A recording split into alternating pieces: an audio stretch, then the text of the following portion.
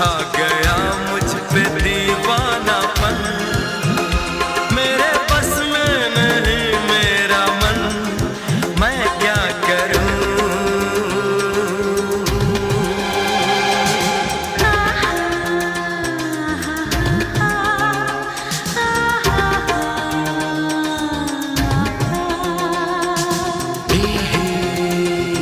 Ah